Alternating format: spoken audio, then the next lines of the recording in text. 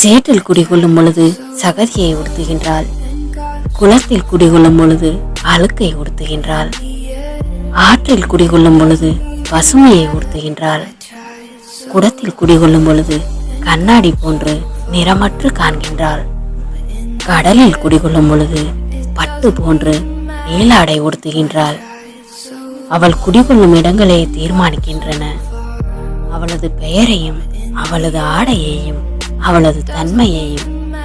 ஆனால் அவள் எதை பற்றியும் கவலை கொள்வதில்லை, கண்டுகொள்வதும் இல்லை, கடந்து கொண்டே இருக்கின்றாள். நீர் அவள்.